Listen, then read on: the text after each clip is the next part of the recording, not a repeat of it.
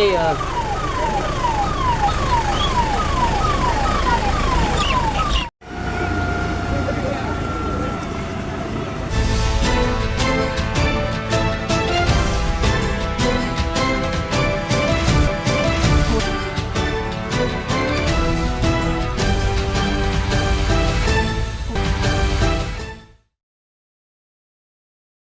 मुख्यमंत्री नीतीश कुमार कल पूर्णिया दौरे पर हैं। यहां वे भारत पाक के बीच चल रहे तनातनी को लेकर सीमावर्ती क्षेत्र की सुरक्षा का जायजा लेंगे।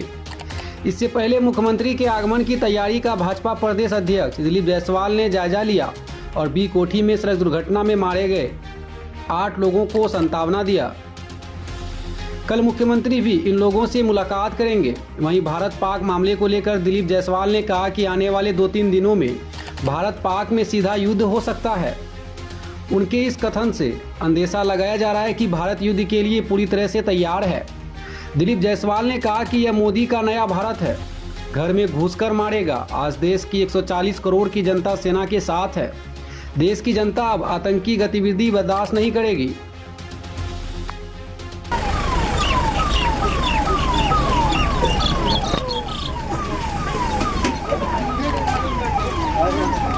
है हम सभी मर्माहत हैं।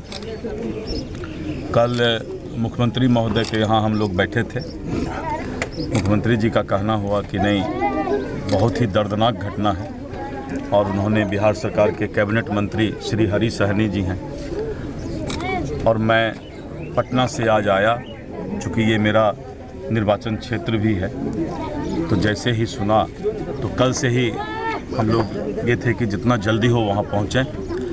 बहुत मर्माहत हैं इस घटना से। जिस तरह से जो मृत लोग थे वो युवक थे और बहुत ही कम उम्र के लोग सब थे, तो और भी दर्दनाक हो जाता है। और आज जब उनके शोक संतप्त परिवार से मिले तो जो हृदय विदारक हम लोगों ने उनका चित्कार सुना तो लगा कि कोई अपना घर का बेटा जो है हम लोग खो दिए हैं। भगवान मृतात्मा के आत्मा को, पुण्यात्मा को शांति दे। हम लोग अब किसी को लौटा तो नहीं सकते हैं, लेकिन सरकार का जो भी मदद है और शोक संतप्त परिवार के साथ हम लोग सदैव खड़ा रहेंगे। और जो लोग इलाजरत हैं उनको हमने विधायक जी श्री कृष्ण कुमार ऋषि जी को कहा है कि उनका इलाज पूर्णिया के किसी अच्छे अस्पताल में, और ज़रूरत हो तो यहाँ से एम्बुलेंस से पटना भेज दीजिए। उनका सारा इलाज का व्यवस्था हम लोग करेंगे। और माननीय मुख्यमंत्री जी की चिंता है इस पर, और हम लोग इसीलिए यहाँ पर आज आए हैं। और किसी भी तरह का इनको, इस परिवार को जो भी मदद की आवश्यकता पड़ेगी वो मदद हम लोग देंगे। और यहाँ के माननीय विधायक कृष्ण कुमार ऋषि जी को हम लोग बोल दिए हैं कि आप हर वक्त इस परिवार का चिंता कीजिए और चिंता करके जो इलाजरत हैं उनका पूरा इलाज में मदद कीजिए। एक सवाल बार बार उठ रहा है कि जिस तरह का आतंकवादियों के द्वारा पहलगाम में भारतीय सैलानियों का, निर्दोष सैलानियों का निर्मम हत्या आतंकवादियों के द्वारा किया गया। प्रधानमंत्री नरेंद्र मोदी जी बिहार के धरती पर ही 2 दिन बाद झंझारपुर में आए थे और उन्होंने कहा था कि आतंकवादियों को धरती के नीचे या आसमान से ढूंढ कर निकाल कर हम मारेंगे। भारत के सुख चैन को जो भी छीनना चाहेगा, माननीय मोदी जी ने स्पष्ट तौर पे निर्देश दिया। और मोदी जी ने स्पष्ट कहा था कि कोई भी देश में जहां भी आतंकवादी छुपा होगा, भारत के लोगों को जिसने निर्दोष और निर्मम हत्या किया है उसको हम ढूंढ कर एक को मारेंगे। पाकिस्तान को हमने 10-12 दिन का समय दिया, लेकिन पाकिस्तान जो है उस आतंकवादी को मुझे नहीं सौंपा। इसीलिए पाकिस्तान के घर में घुसकर, यही तो नया भारत है।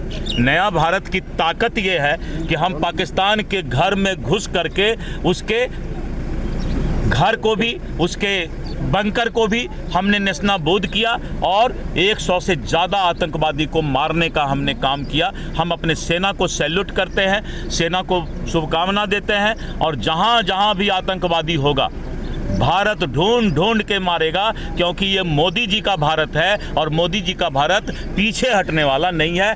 पाकिस्तान का नापाक इरादा गिदर भभकी से भारत नहीं डरेगा। जरूरत पड़ेगा तो युद्ध की स्थिति आएगी, तो हो सकता है 2-3 दिन में युद्ध की स्थिति आएगी, तो हम लोग युद्ध भी जो है लेकर के आतंकवाद को समाप्त करेंगे। क्या पीओके से अभी कोई मतलब नहीं, हमारा मतलब अभी है कि आतंकवाद जहां भी होगा आतंकवादी हम ढूंढ कर उसी के देश के अंदर जाकर के मारेंगे। ये नया भारत की ताकत है, नया हिंदुस्तान की ताकत है। अभी पाकिस्तानी ड्रोन और मिसाइल को पाकिस्तान अपना नापाक कोशिश कर रहा है, लेकिन पाकिस्तान अगर इस तरह का नापाक कोशिश करेगा, 4 फाइटर प्लेन उसने भेजा था, हिंदुस्तान के ऊपर अटैक करने का प्रयास किया था, लेकिन भारत बहुत ताकतवर है। 140 करोड़ देश की जनता सेना के साथ है और हम इसको किसी भी सूरत में सहने का काम नहीं करेंगे।